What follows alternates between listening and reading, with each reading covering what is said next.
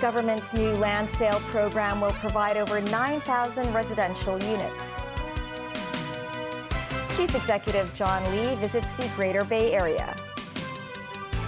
Supply shortage in the UK means supermarkets are rationing vegetable sales.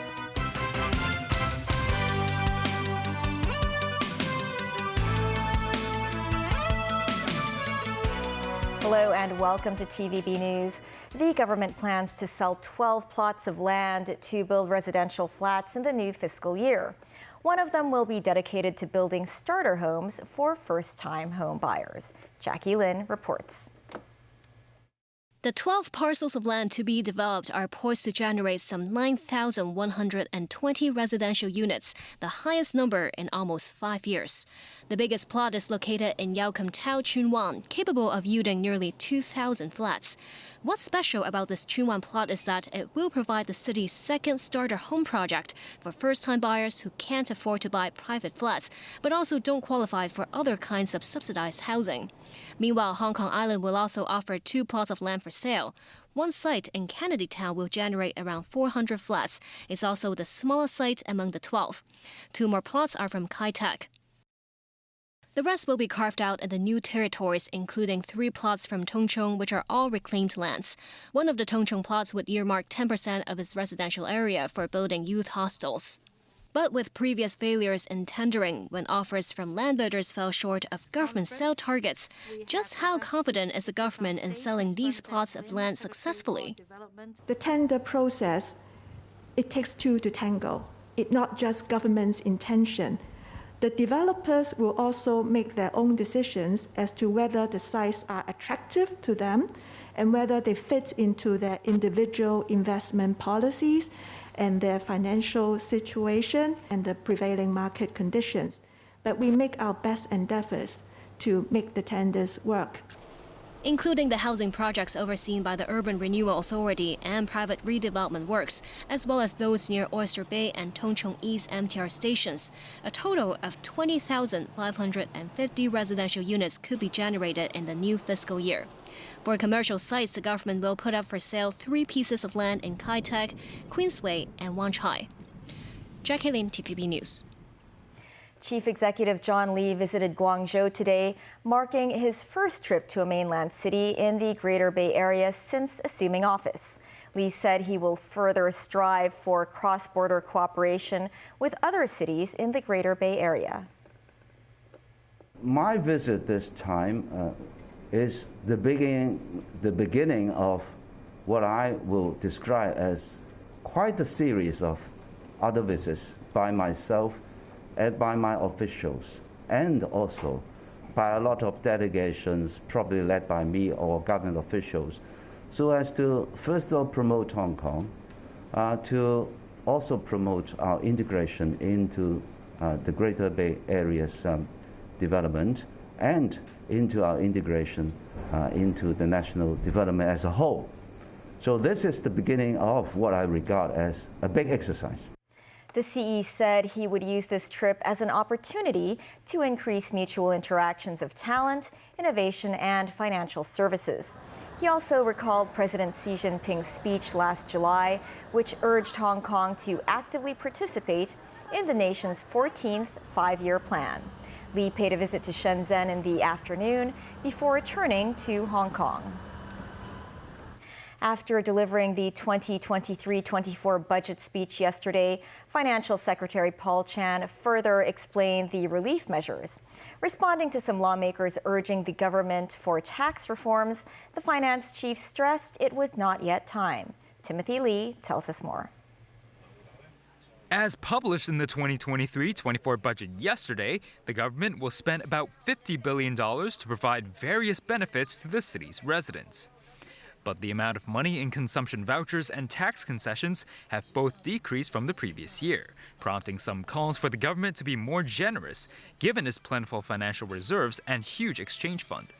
Speaking on a forum on the budget today, Financial Secretary Paul Chan said the exchange fund should not be dipped into too easily, because it may destabilize the Hong Kong dollar as well as the city's finances.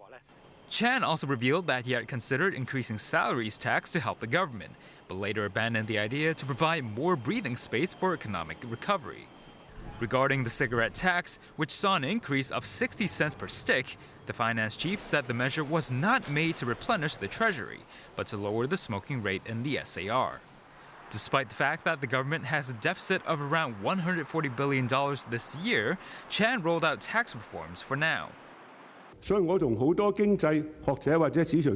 many experts, I hope that you can start studying our tax structure. You set up a tax study working group a long time ago.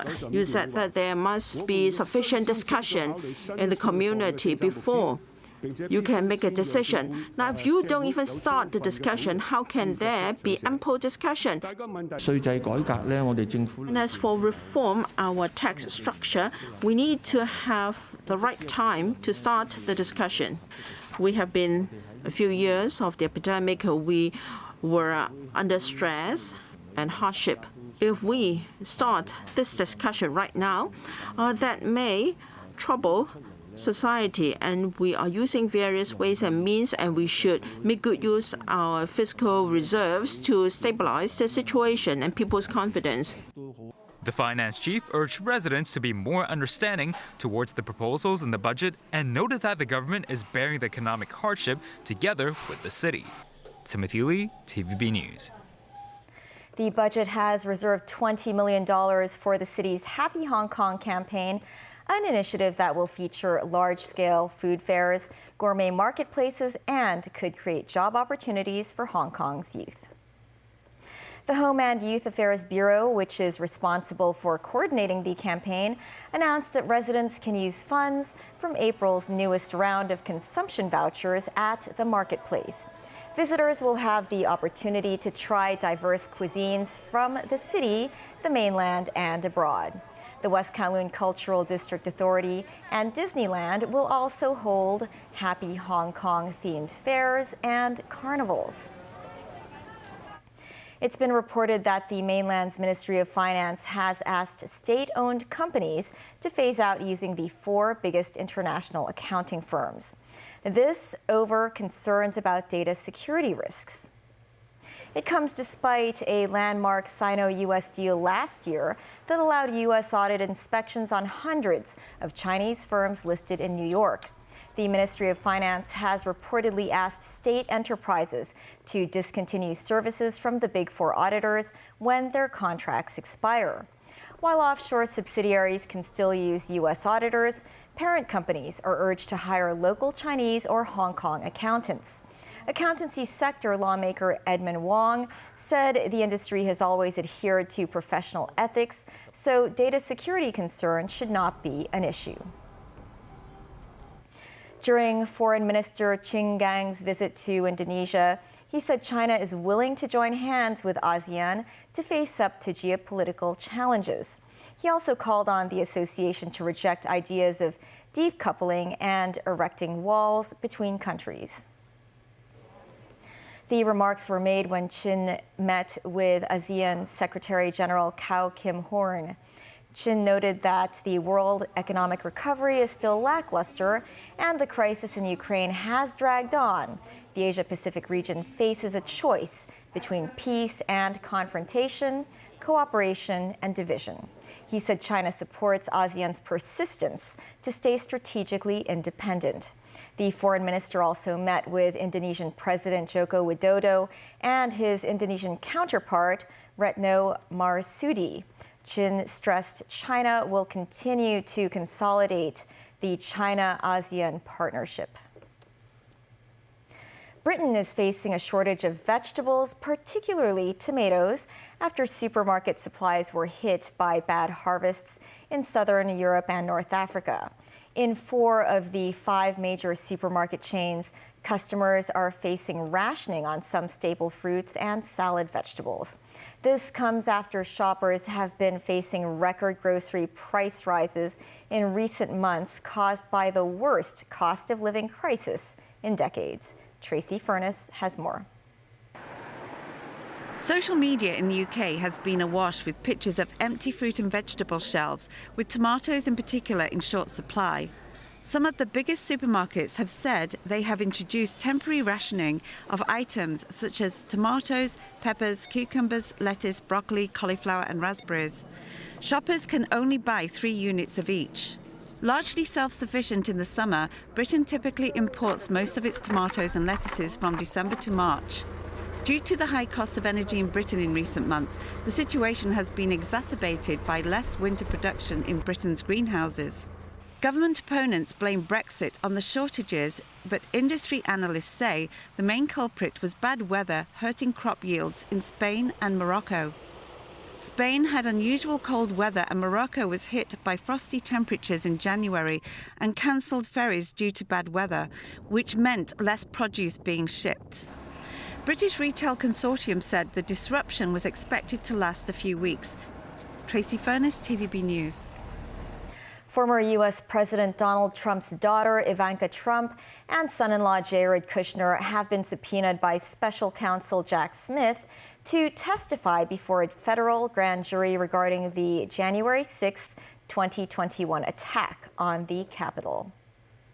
Attorney General Merrick Garland appointed Smith last year to take over 2 investigations involving Donald Trump, who is running for president again in 2024. One investigation involves Trump's efforts to overturn the 2020 presidential election results. Jared Kushner and Ivanka Trump are the latest to be subpoenaed by Smith. Former U.S. Vice President Mike Pence was among the former officials already subpoenaed.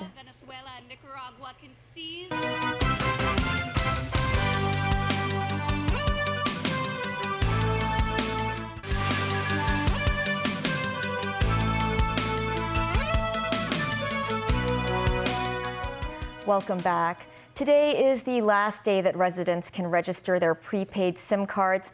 Otherwise, their cards will be deactivated from tomorrow.